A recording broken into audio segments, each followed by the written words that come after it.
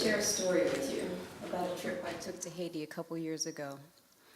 And the story begins with a call that I made to a girlfriend of mine. And when she answered the phone, she said, it's funny that you called. I had a dream about a psalm, Psalm 121, and I was going to share it with my brother, but I thought that I would share it with the first person who called, and you happen to be the first person who called. And I thought, okay, well, it's kind of cool. So I read it and didn't really think anything more of it. And then about a week or so later, I was taking a jog around the reservoir by my house and was approached and attacked by this young guy.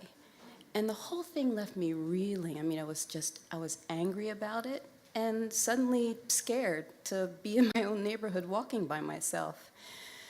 And then this trip to Haiti sort of began to take on a different kind of importance for me. I thought, I don't know what to make of all this, but hopefully this trip somehow can help me. So a couple weeks before we were going to leave, I got a call from the guy who was our team leader. And he said, Tori, how would you like to lead a devotion while we're in Haiti? Sure, why not?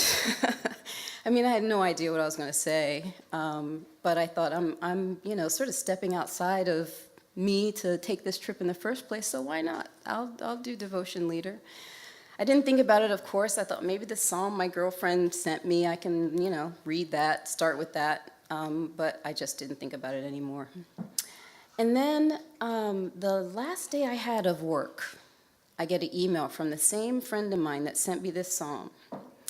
She said, I was in my car listening to a song, and I thought I'd share it with you. And she sent me the lyrics. The title of the song was Forgiveness.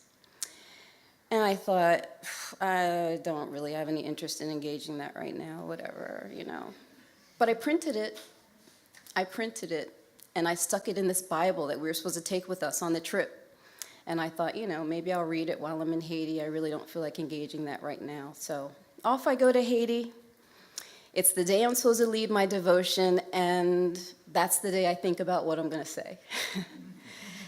And I thought, whatever I say, it really has to be something that's heartfelt. So I shared with them, I shared with my team what happened to me and how I was feeling about it at that time. I said, I'm really angry about it, but that's not serving me. I got to let it go. I just don't really know how to do that.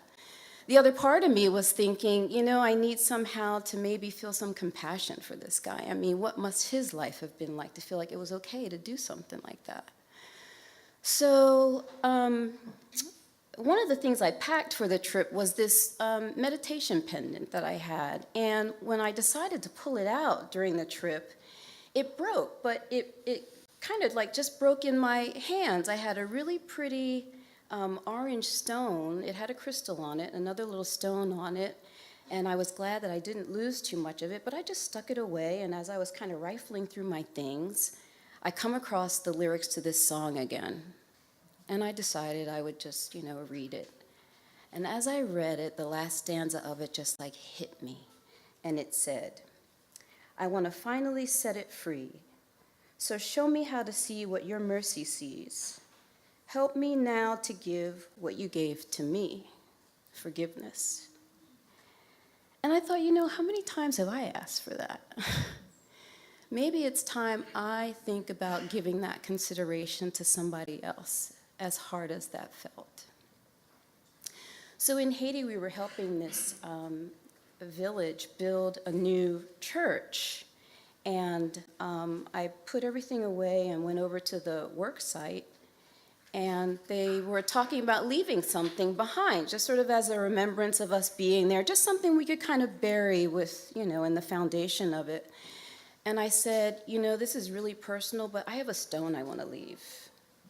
And so on the last day in Haiti, we're all dressed. It's a Sunday. We're about to go into the church for service.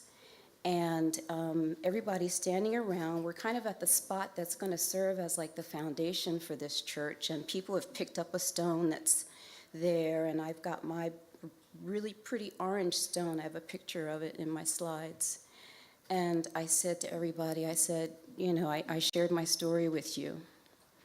I said, but it's with this stone that I leave anger behind. I'm not taking it back to Baltimore with me. So everybody dropped their stones, and I dropped mine.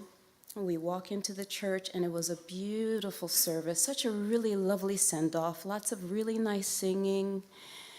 And then at the end of the service, the pastor asked us all to come up front, and he wants to say a prayer for us for safe travel and all that good stuff. And he closes out the service with a scripture. And the scripture he chose was Psalm 121. And I thought, I couldn't have written it. I couldn't have written it. It felt like confirmation that I was on the right path and I had done the right thing. And I thought, you know what? It is about faith. And it's about trust. And it's about love. And it's about sharing like this. And I think that that is what I would tell my 21-year-old self. And that is, for me, what gives life meaning.